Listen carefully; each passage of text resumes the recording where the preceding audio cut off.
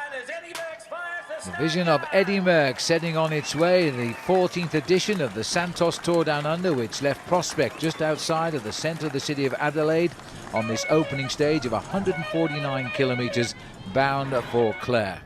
The most intriguing thing that the riders faced up to, Phil, was the very strong winds that were going to batter them over this 149 kilometre stage, but also the temperature soaring up to 41 degrees Celsius. And after just 7 kilometres, the breakaway was started. 3 riders getting clear, and soon there would be 4 of them. Martin Cole of Team BMC, Marcelo Pavarin of Vacances Soleil, Rohan Dennis of the Uni SA team, and Eduard Vorganov of Katusha.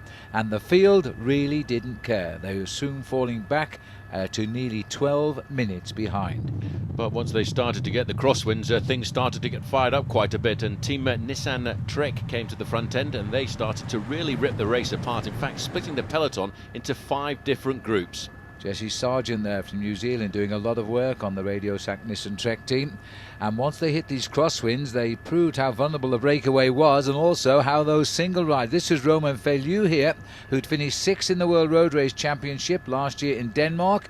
Touched the wheel of the rider in front, and he took quite a blow in the stomach. His bike was broken. Well, with the temperatures soaring to a maximum 42 degrees Celsius or 106 degrees Fahrenheit, the leading group of 4 riders, despite that acceleration behind, held on to a good 10 or 11 minute advantage over the main field. It was the hot conditions and the high head-on winds occasionally turning to cross that were causing all of the problems on what should have been a routine stage really for the sprinters. 2 sprints along the way carrying small time bonuses, and 1 small climb which will give us our first leader in the Skoda King of the Mountains competition. But as we got down to the first sprint of the day, this was in Kapunda after 75 kilometres. That little bit of shoulder argy-bargy there by Vorganov against Kohler will get Vorganov relegated to 4th in this sprint, even though he's about to cross the line in first place. Kohler, though, was taking him and just got him on the line, but it didn't matter. He said, hey, watch out for me next time. They relegated number 26, and so Martin Kohler got the win over Rohan Dennis and Marcelo Pavarin. Next interesting point on the course was the 84-kilometre summit of Taylor's Run, and that was a 3rd category climb, the only climb on the day. And the man sitting at the back for Vacances Soleil is Marcelo Pavarin, and he was waiting for the moment to make the very good move to try and get himself maximum points over the top. Pavarin, riding in his first Santos Tour Down Under, has been a pro since 2009. And he breaks clear of the field here. There was no reaction from the chasers. We're now hitting the 84-kilometre point of the 149. He could take it easy now. He will be the first leader in the Skoda King of the Mountains on the 2nd stage.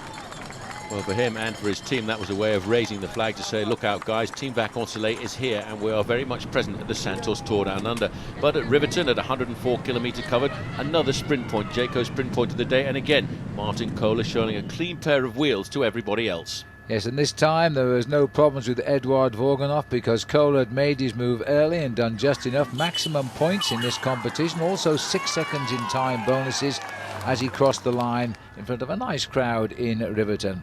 Just 40 kilometres left to ride now. They had to concentrate. The breakaway was down to 4 minutes 40 at Riverton, and the field at 1 kilometre were all back together.